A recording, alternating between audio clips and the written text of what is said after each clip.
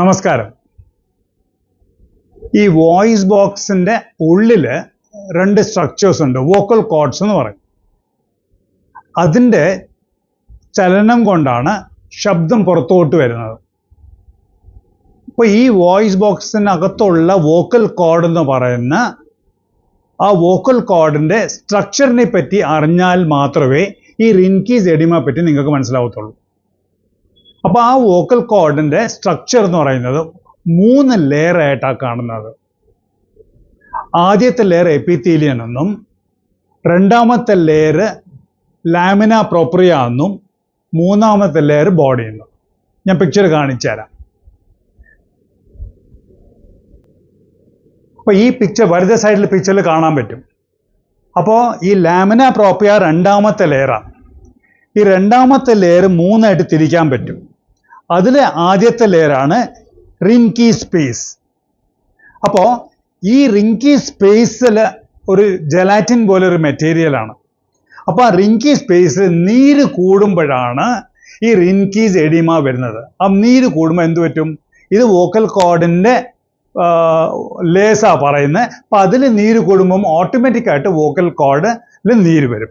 അപ്പോൾ ലെഫ്റ്റ് സൈഡിൽ കാണുന്ന നോർമൽ വോക്കൽ കോർഡാണിത്. അപ്പോൾ ഇവിടെ നീര് വരുന്ന ഈ സ്പേസിൽ നീര് വരുമ്പോഴാണ് റിൻകി സ്പേസ് എന്ന് പറയുന്നത്. ഇത് നോർമൽ വോക്കൽ കോർഡും ഇത് നീര് വന്നാൽ എങ്ങനെ ഇരിക്കും അതിൻ്റെ വോക്കൽ കോർഡാണിത്.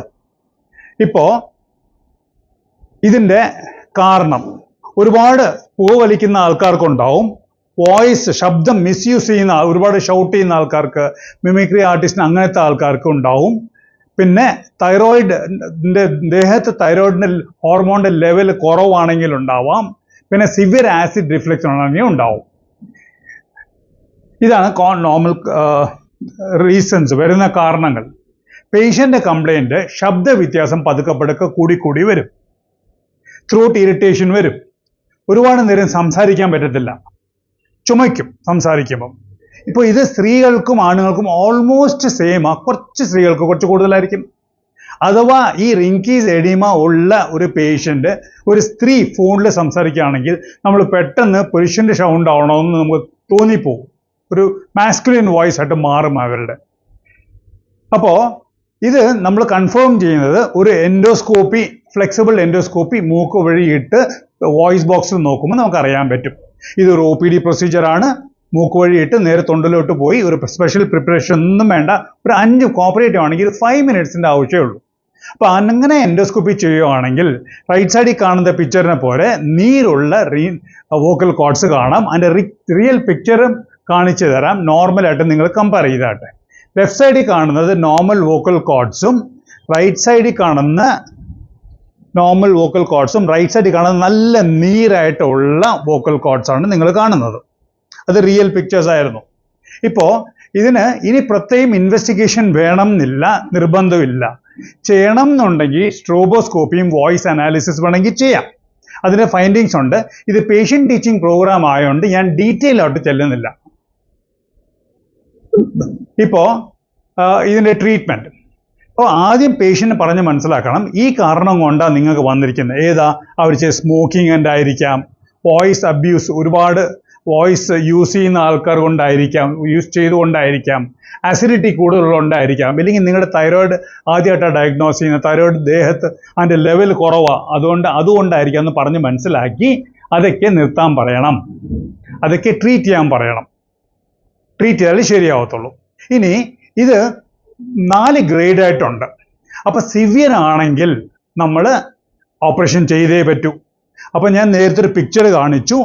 റിൻകി സ്പേസിൽ ജെലാറ്റിൻ പോലെ മെറ്റീരിയൽ ഉണ്ടെന്നും ഞാൻ നീര് കട്ടിയിട്ടുണ്ടെന്ന് പറഞ്ഞു. അപ്പോൾ സർജറി വേണ്ടി വരും. സർജറിയിൽ നമ്മൾ ചെയ്യുന്ന എന്താണെന്ന് വെച്ചാൽ ഒരു സൈഡിൽ വോക്കൽ കോർഡിൽ ആദ്യം ചെയ്യത്തുള്ളൂ. ആ സൈഡിൽ ഒരു ഇൻസിഷൻ ഇട്ട് ആ മേളിലുള്ള ആ കവറിങ് ഒന്ന് മാറ്റി അതിനകത്ത് ഉള്ള ജെലാറ്റിൻ പോലെ മെറ്റീരിയൽ ഉരിച്ചെടുക്കും, സക്ഷൻ ചെയ്തെടുക്കും. ഇല്ലെന്നുണ്ടെങ്കിൽ കപ്പ് ഫോസിപ്സ് വെച്ച് അതിനകത്തുള്ളതിൽ എടുത്തിട്ട് ഈ നേരത്തെ നമ്മൾ കട്ട് ചെയ്ത് മാറ്റി വെച്ച് ഈ ഫോൾഡ് തിരിച്ച് അതിനോട് പിടിപ്പിക്കും. ഒരു സൈഡിൽ മാത്രമേ ചെയ്യത്തുള്ളൂ. പിന്നെ 1 മാസം അല്ലെങ്കിൽ 2 മാസം കഴിഞ്ഞിട്ട് ആ മറ്റേ സൈഡിൽ ചെയ്യുന്നതായിരിക്കും. ആ ജെലാറ്റിൻ മെറ്റീരിയൽ ഇളക്കി കഴിഞ്ഞാൽ ഇതിൻ്റെ ട്രീറ്റ്മെൻ്റ് ആയി. ഇതാണ് എൻ്റെ സർജറി. ഇപ്പോൾ ഓപ്പറേഷൻ കഴിഞ്ഞ ഉടനെ അടുത്ത ദിവസം തന്നെ വീട്ടിൽ പോകാൻ പറഞ്ഞു, ഡിസ്ചാർജ് ആയി. അപ്പോൾ എന്താ ചെയ്യേണ്ടതെന്ന് വെച്ചാൽ 2 മുതൽ 7 ദിവസം വരെ വോയിസ് റെസ്റ്റ് ആണ്. ഒട്ടും സംസാരിക്കരുത്, പറ്റുമെങ്കിൽ ഒട്ടും സംസാരിക്കരുത്, ആംഗ്യം മാത്രം കാണിച്ചിട്ടാണ് ചെയ്യേണ്ടത്. ആസിഡിറ്റി വരാതിരിക്കാനും ഉള്ള മരുന്ന് തരും. ആസിഡ് ആൻറ്റി റിഫ്ലക്സ് മെഡിക്കേഷൻ ഉണ്ടാവും. പിന്നെ ചുമ വരാതിരിക്കാൻ വേണ്ടി ഒരു സൂത്തനിങ് എഫക്റ്റ് കിട്ടാൻ വേണ്ടി ഒരു പെയിൻ കില്ലറിൻ്റെ കൂടെ ചൂടുവെള്ളം, ഇളം ചൂടുവെള്ളം സിപ്പ് ചെയ്തുകൊണ്ടിരിക്കാൻ പറയും. സ്മോക്കിംഗ് നിർത്തണം, വോയിസ് അബ്യൂസ് പാടില്ല, വോയിസ് റെസ്റ്റ് ആണ് വേണ്ടത്. 7 ദിവസം അല്ലെങ്കിൽ 14 ദിവസം കഴിഞ്ഞ് 2 ആഴ്ച കഴിഞ്ഞ് സ്പീച്ച് തെറപ്പി റെഫർ ചെയ്യും. അവർ പറഞ്ഞു തരും വോയിസ് എങ്ങനെ കറക്റ്റായിട്ട് യൂസ് ചെയ്യണം. വീട്ടിൽ ഈ 2 ആഴ്ച വരാൻ മാത്രമല്ല, ഇനി മുതൽ അങ്ങോട്ട് ഒരുപാട് ഒച്ചത്തിൽ സംസാരിക്കാൻ പാടില്ല, വിസ്പർ ചെയ്യാനും പാടില്ല. ത്രോട്ട് ക്ലിയർ ചെയ്യാനുള്ള സ്വഭാവം ഉണ്ടാവും. അത് നേരത്തെ തന്നെ കാണുമായിരിക്കും. അങ്ങനെ ചെയ്യരുത്. അത് ചെയ്യാതെ ഓരോ പ്രാവശ്യം ത്രോട്ട് ക്ലിയർ ചെയ്യണം തോന്നുവാണെങ്കിൽ കുറച്ച് ചൂടുവെള്ളം കുടിച്ചാട്ടെ. ചുമയ്ക്കാൻ പാടില്ല. ചുമ വരുന്നുണ്ടെങ്കിൽ അതിൻ്റെ മെഡിസിൻ എടുത്തോണം. പിന്നെ ആഹാരം കഴിക്കുന്ന സമയത്ത് ഒരുപാട് ചൂടുള്ള എരിവുള്ള സാധനങ്ങൾ പാടില്ല. അതുപോലെ തന്നെ തണുപ്പുള്ള സാധനവും പാടില്ല. ഇത്രയും കാര്യങ്ങൾ ശ്രദ്ധിച്ച് ചെയ്യുവാണെങ്കിൽ അത് നിങ്ങളെ ആ സൗണ്ട് എത്ര പെട്ടെന്ന് തിരിച്ചു വരാൻ അത് നിങ്ങളെ സഹായിക്കും. ഇങ്ങനെയാണ് റിൻകീസ് എഡിമ നമ്മൾ ട്രീറ്റ് ചെയ്യുന്നത്. അപ്പോൾ എന്തൊക്കെ പോസ്റ്റ് ഓപ്പറേറ്റീവ് ചെയ്യണമെന്ന് പറഞ്ഞിട്ടുണ്ട്. ഈ സർജറി എന്ന് പറയുന്നത് സിവിയർ ഗ്രേഡിങ് ഉണ്ടെങ്കിൽ മാത്രമേ ചെയ്യത്തുള്ളൂ. നമസ്കാരം.